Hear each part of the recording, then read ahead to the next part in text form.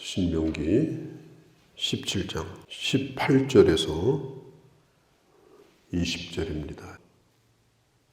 인간이 왕이 된다는 것이 얼마나 불완전한 것인가, 그걸 사울을 통해서 잘 보여주고 있습니다. 자, 오늘 우리가 살고 있는 이 대한민국은 자유민주주의 국가입니다. 자유민주주의 국가. 그래서 국민들의 뜻에 의해서 지도자를 뽑는 거예요.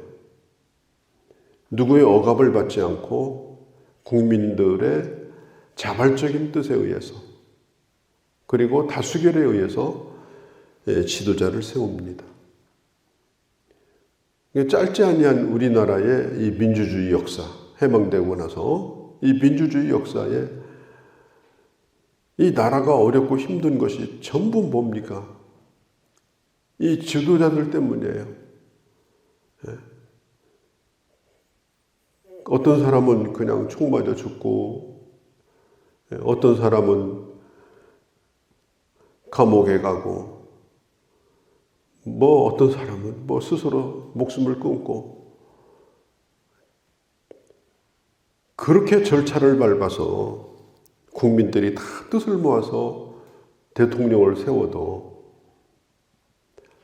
그 대통령이 대통령의 일을 제대로 잘한다고 하는 게 이게 쉬운 일이 아닙니다.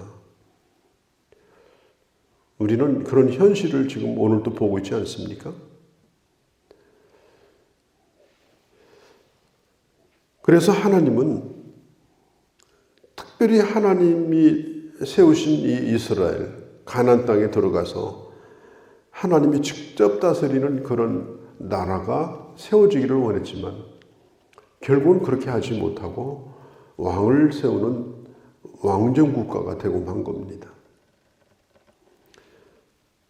그래서 우리 주님은 오늘 이 17장에 그러면 왕을 세운다면 그 왕은 어떻게 해야 되냐? 왕의 모델, 왕이 해야 될 일들, 이제 이런 것들을 오늘 본문에 기록을 해놓은 것입니다. 자, 14절 끝에 보면 우리 위에 왕을 세워야 하겠다는 생각이 나거든. 앞으로 왕을 세우려거든, 그런 뜻이에요. 그러려거든 15절에 반드시 하나님이 택하신 자를 세워라. 하나님이 뽑는 자를 세워라. 왜냐하면 하나님의 말을 잘 듣는, 하나님의 뜻을 헤아리는 그런 사람이 왕이 되어야 한다. 왜? 왕은 하나님의 대리자입니다.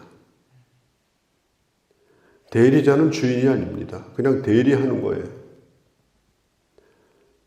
또 왕은 하나님의 종입니다. 하나님의 종으로서 백성을 섬기는 거예요. 그래서 왕은 하나님이 직접 세우시고 뽑으시겠다고 말씀합니다. 그러니까 재판장 같은 경우도 사람이 뽑았어요. 그러나 구약시대에 기름을 부어서 뽑는 직책이 선지자, 또 제사장, 왕, 이 세 직분은 기름을 부어서 뽑았어요. 그만큼 이 직분이 중요하다는 뜻입니다. 그러니까 이 왕은 내가 이스라엘 백성 가운데 이방인을 데려다 하는 것이 아니라 백성들 가운데 내가 뽑겠다. 그리고 16절에 보면 왕은 이 병마, 군대와 말을 많이 두지 말라. 군대와 말을 많이 두지 말라. 또 좋은 말을 구하려고 애굽으로 가지 말라. 애굽으로 가지 말라. 자, 예전이나 지금이나 그 국가가 얼마나 강하냐. 물론 경제력도 중요하지만 군사력도 중요합니다. 군대가 강해야 돼요. 군대가 약하면 그 국가가 세워놓은 모든 것이 하루아침에 날아갈 수가 있어요. 하루아침에 뺏길 수가 있어요. 그래서 국가의 군대는 강력해야 합니다. 군기도 있어야 되고 훈련도 잘 받아야 되고, 그게 일반 왕이 다스리는 나라예요. 그래서 그때 당시는 좋은 말을 구하기 위해서 애굽에 가서 말을 수입을 해오고 그렇게 했습니다. 우리나라도 이 제주도에서 말을 길러가지고 그걸 이 군인용으로 썼던 그런 역사도 있지 않습니까? 그러니까 그때 당시는 기마병, 말을 탄 군인을 당할 수가 없어요. 또 말이 끌고 달리는 이 전차는 누구도 당할 수가 없어요. 가장 무서운 거예요. 그런데 하나님 뭐라고 말씀하느냐? 왕이 되고들랑 군사력에 의지하여 나라를 다스리지 말라. 군비 경쟁에 뛰어들지 말라. 군비 경쟁에 뛰어들지 말라.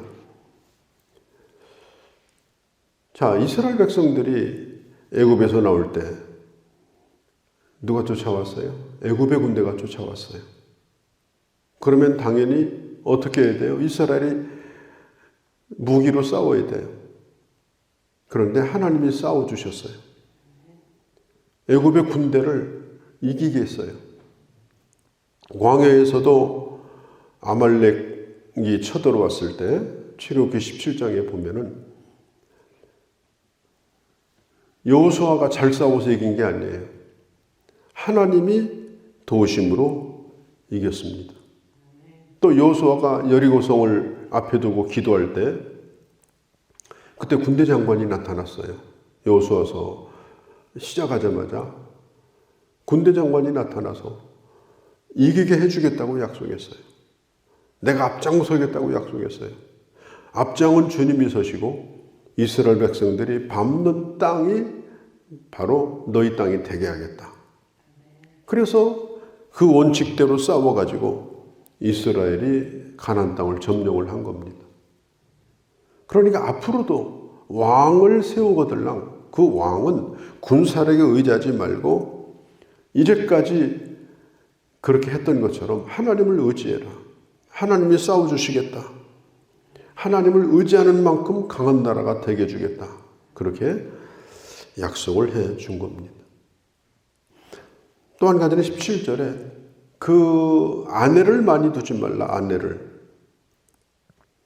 이것은 윤리적인 것이 아니라 이건 정치적인 얘기입니다. 정치적인 얘기. 왜냐하면 그때 당시에 이 왕들은 아내를 많이 뒀어요.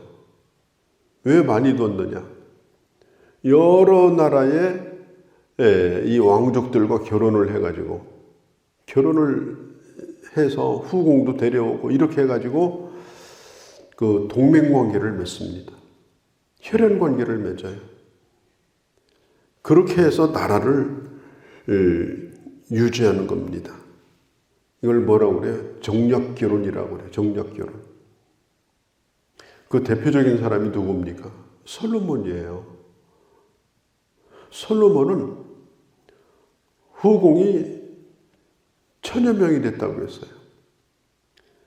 이름도 몰라요. 어떤 여자인지. 그렇게 나라를 다스리려고 정략결혼을 했는데 성공했느냐? 실패했어요. 솔로몬이 죽고 나서 나라가 반쪽이 났습니다. 결국 실패한 거예요. 아합 왕도 그 이방 여자 이세벨을 데려왔어요. 이세벨 때문에 아합 왕이 망했어요. 그러니까 이런 관계를 통해서 사람의 관계를 의지하여 관계를 힘으로 삼고 나라를 다스리려고 하지 말라. 물론 동맹관계도 중요하죠. 다 중요합니다만은 그러나 결국은 하나님의 백성의 대를 이어가는 데는 그런 정략적인 결혼은 안 된다.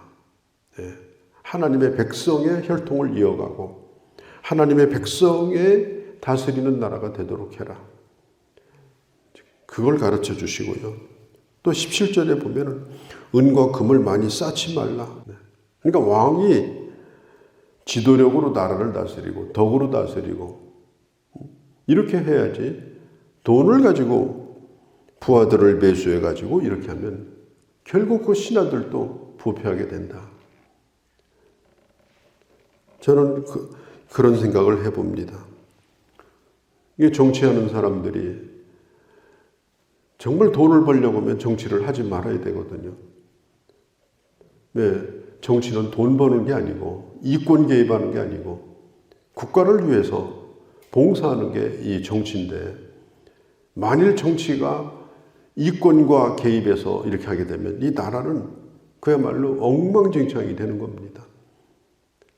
그러니까 성경은 얘기를 하는 거예요.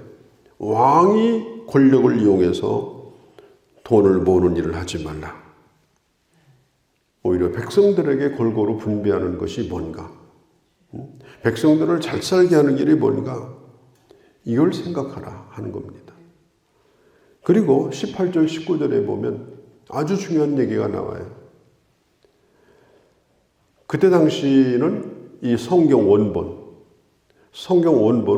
성전에 있었어요. 그걸 웨이 사람들이 관리를 했거든요. 그럼 왕은 어떻게 하느냐?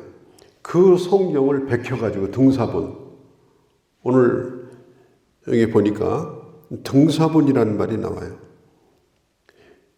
18절에 그 등사본을 전부 뺏겨가지고 그걸 어떻게 하느냐? 항상 왕의 옆에 놓으라는 거예요. 그걸 왕의 옆에 놓고 백성들을 다스리면서 이럴 때는 또 저럴 때는 어떻게 하는가? 그것을 하나님의 말씀에서 답을 찾아가라는 겁니다. 평생토록 말씀을 옆에다 두고, 네.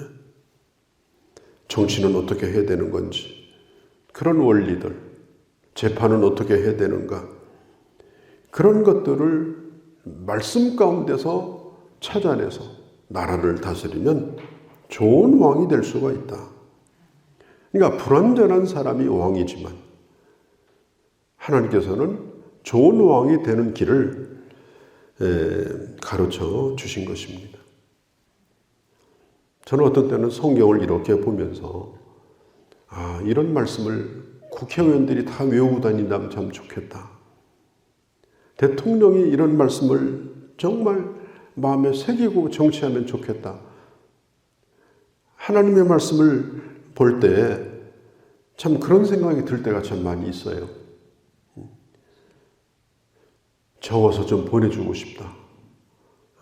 그러면 지혜로운 사람이 될 텐데, 그런 안타까운 마음, 그런 마음을 가질 때도 종종 있습니다. 오늘 이제 마지막에 보면 이렇게 말하죠. 교만하지 말라. 그리고 좌우로 치우치지 말라. 교만하지 말라. 좌우로 치우치지 말라. 왕은 목자가 되어야 한다. 목자. 목자는 양들 앞에서 결코 교만하지 않다. 어떻게 목자가 양들 앞에서 교만합니까? 내가 목자다 뭐 그럽니까? 어떻게 하든지 양을 잘 인도하고 굶기지 않고 병들지 않고 또 안전하게 지키는 것이 목자의 마음이지, 교만할 그런 근거도 구석도 없는 거예요. 왜냐? 왕 위에 하나님이 계시기 때문에 왕은 하나님 앞에 서서 겸손의 마음으로 백성들을 인도하는 목자로서 살아야 된다. 또 한 가지는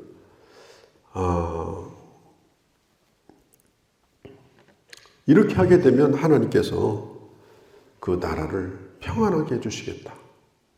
그 나라를 오래도록 이 땅에 두시겠다. 참 이 대한민국은 1948년 8월 15일 날 정부가 수립됐습니다.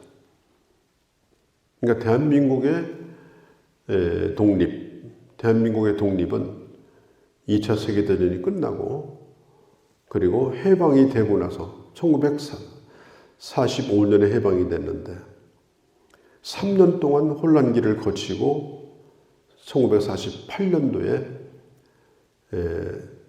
헌법이 제정이 되고 그 다음에 정부가 수립이 되고 그리고 대통령이 세워지고 미국 군정 정치가 끝나고 대통령이 세워진 것이 1948년 8월 15일입니다. 그게 바로 대한민국 독립기념일이에요. 대한민국 독립기념일. 그리고 우리나라 헌법이 그때 제정된 헌법이 우리나라 헌법의 기초입니다. 그런데 그 헌법은 미국에서 가져온 헌법이에요. 그래서 대한민국 헌법은 이 지구상에 가장 좋은 기초를 가지고 있는 헌법 가운데 하나입니다. 왜냐하면 미국의 헌법이 성경을 기초로 한 법이거든요. 성경을 기초로 한 법을 가져다가 쓴 거예요. 그러니까 좋은 법을 우리나라는 가지고 있습니다. 좋은 법을. 그런 참 좋은 기초가 있어요. 그러니까 대통령들도 하나님을 두려워하고 정말 성경의 법에 의해서 그리고 대한민국 헌법을 잘 정말 준수해서 국가를 바로 세우는 참 이런 엄중한 마음을 가져야 되는데 이걸 다 잃어버리고 사니까 이 나라가 이게 항상 어렵고 역사도 없고 생일도 없고 뿌리도 없는 참 그런 나라로 전락해가는 것 같은 그런 안타까운 마음이 있는 것입니다. 여러분들이 국가를 위해서 기도하고 또 대통령을 위해서 또 모든 지도자들을 위해서 기도할 때 정말 성경적인 하나님의 나라, 복음의 가치가 존중되는 그런 나라, 하나님이 복을 주시는 그런 나라가 되도록 여러분 기도하시고 또 우리 개인이 감당할 책임도 또 잘 감당하는 그런 하나님의 자녀가 되어야 할 줄로 믿습니다. 거룩하신 우리 아버지 하나님, 오늘 하나님께서 왕은 모름지기 이러해야 된다라고 하신 말씀을 저희가 들었습니다. 아버지 하나님, 우리나라에 세운 지도자들이 이런 원리를 따라서 자기의 본분을 다 할 수 있도록 은혜를 베풀어 주옵소서. 그리하여 대한민국이 복음의 가치 위에 세워지고 그리고 세상 가운데 가장 빛나는 모범적인 국가일 뿐 아니라 복음의 정신 위에 하나님을 빛내게 하는 나라가 되도록 주님께서 복을 내려 주시옵소서. 우리 주 예수님의 이름으로 기도하옵나이다. 아멘.